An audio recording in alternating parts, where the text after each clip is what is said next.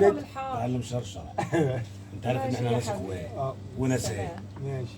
ولو انت جيت لي على العيب العالم مش هتاخر عليك. ماشي. يعني عاوز ايه يقول لي؟ انا مش عايز منك حاجه، انا سامع ان انت طاحن النهارده. شيء انت عاوز ايه؟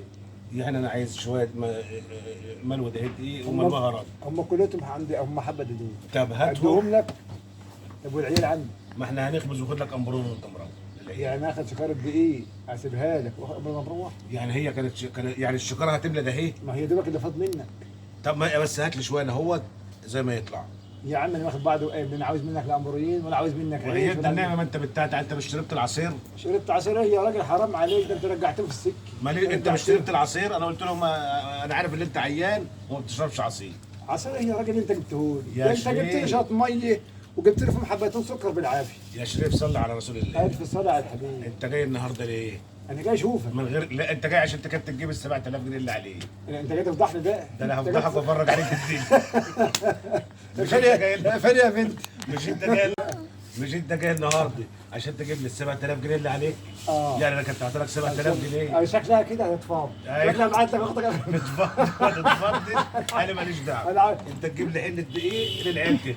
يعني انت واخد أمبورين. واخد مثلا هتاخد الربا بتاع 7000 يا عم ده حلو مش دي. ريبي، انت كنت سالف مني 7000 جنيه وجبتهم لي النهارده. وعاوزك تستلف دي.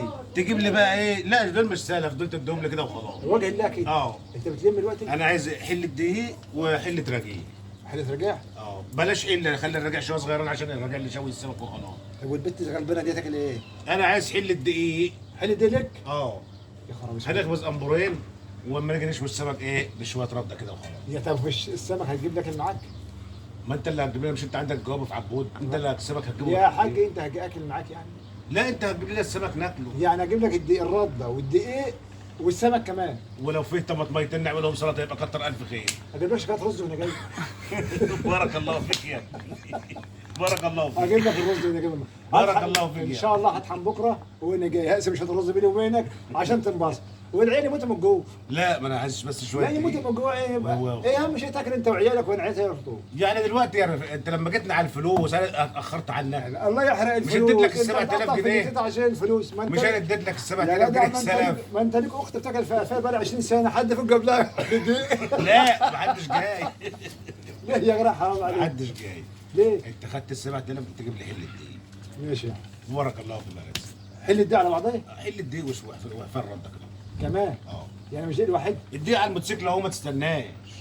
يعني مش دقيق الواحد؟ لا عاوز حلة دقيق رده دقيق كمان. اه يعني عشان تخبز وتشوي. اه الدقيق لا، على ده- الموتوسيكل اهو. لا ده كمان. هات الدقيق كده يا حاجه على الموتوسيكل اهو. طب صلي على حله النبي. دقيق وشكر. انا هقوم اعبي لك الدقيق واخر مره ابعت لك اختي.